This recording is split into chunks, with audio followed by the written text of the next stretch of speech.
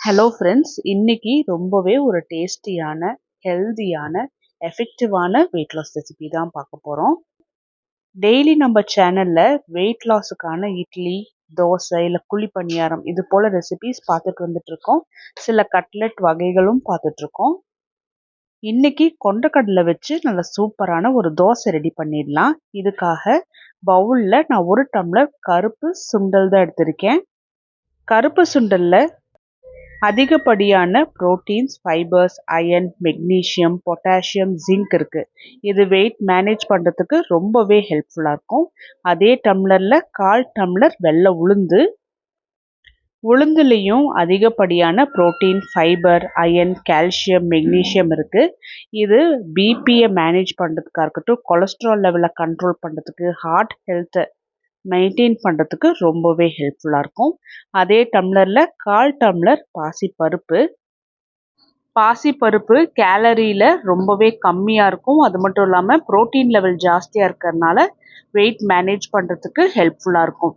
Fibre, potassium, magnesium இருக்கிறதுனால heart ஹெல்த்துக்கு ரொம்பவே யூஸ்ஃபுல்லாக இருக்கும்.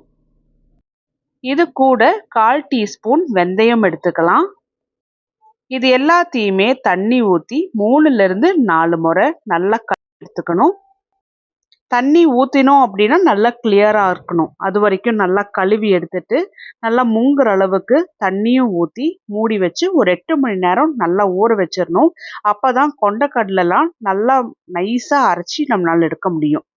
8 மணி நேரத்துக்கு அப்புறம் பாருங்கள், எல்லாமே நல்லா முழுமையாக ஊறி வந்திருக்கு.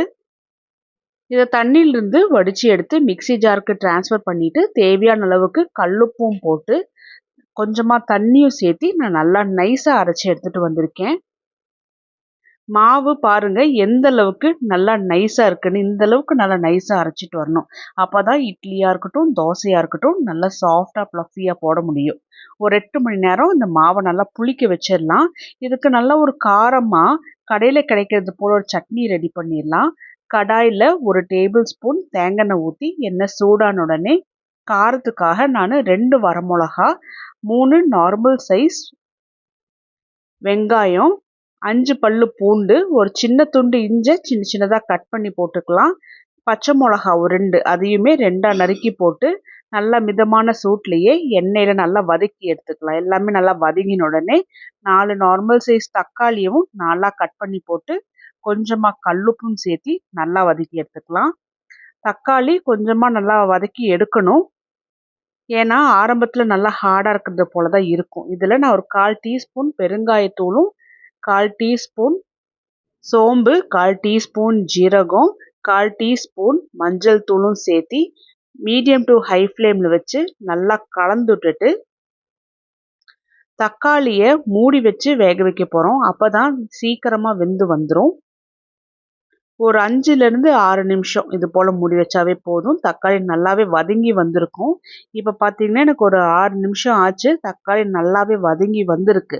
இதை ஒரு முறை நல்லா கலந்துட்டுட்டு ஒரு கை நிறைச்ச கருவேப்பிலையும் புதினா இலையும் நான் சேர்த்திக்கிறேன். கருவேப்பிலை போடுறது ஆப்ஷனல் தான்.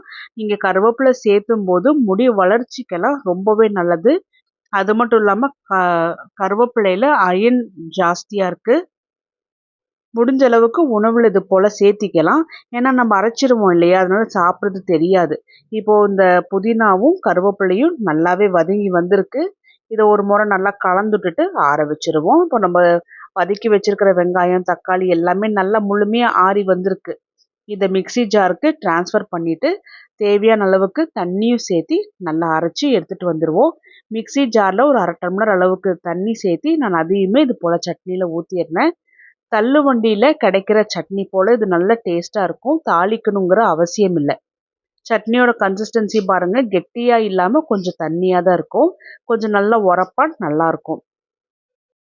8 மணி நேரத்துக்கு அப்புறம் மாவுமே பார்த்தோம்னா நல்லா புளிச்சு வந்திருக்கு. கொண்டக்கடலை சாப்பிடும்போது ரொம்ப வயிறு அடைச்சது போல் இருக்கும். அதனால தான் நான் கொஞ்சம் பாசிப்பருப்பும் சேர்த்தி போட்டிருக்கேன். ஏன்னா மாவு கொஞ்சம் சாஃப்டாக கிடைக்கும். நம்ம இட்லி செய்கிறதா இருந்தாலுமே நல்லா சாஃப்டாக ப்ளஃபியாக வரும். சாப்பிட்டதுக்கப்புறம் கொஞ்சம் சுலபமாக ஜீரணமாகும், ரொம்ப அடைச்சது போல் இல்லாமல். இதில் தேவையான அளவுக்கு தண்ணி சேர்த்தி நல்லா மாவோட பதம் பார்த்துக்குங்க. இந்த பதத்துக்கு நல்லா கலந்து எடுத்துக்கோங்க. இது கரெக்டாக இருக்கும். இட்லியாக இருக்கட்டும், தோசையாக இருக்கட்டும். நான் இன்னைக்கு தோசை தான் போட போகிறேன். தோசை போடும்போது கொஞ்சமா நெய் இல்ல தேங்காய் எண்ணெய் கூட ஊத்திக்கலாம். அது ஒண்ணும் தப்பு கிடையாது. ஏன்னா எண்ணெய் கண்டிப்பா வேணும். இல்லாட்டினா நம்மளோட ஸ்கின் ரொம்ப ட்ரை ஆனது போல ஆயிடும். ஆனா உங்களுக்கு காமிக்கிறதுக்காக வேண்டி நான் இன்னைக்கு தோசை நல்லா சாஃப்ட்டா ஊத்தியிருக்கேன். மொறுமொறுன்னு வரும். எண்ணெய் சுத்தமாவே நான் சேர்த்தல.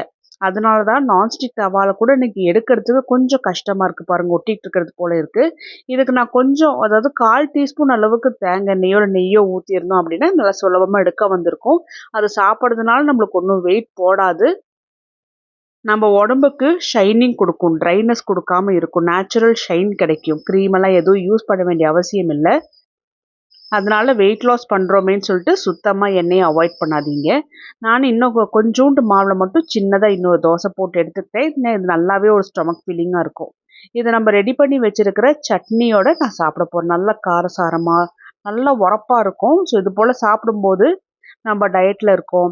சப்பா அப்படியே உணவு சாப்பிடுறோம். டேஸ்ட்டா இல்லாத உணவு சாப்பிடுறோம் அப்படிங்கிற ஒரு ஃபீலிங் வராது. இது போல ட்ரை பண்ணி பார்த்துட்டு எப்படி வந்துச்சுன்னு இது ரொம்பவே ஒரு யூஸ்ஃபுல்லான ரெசிபி.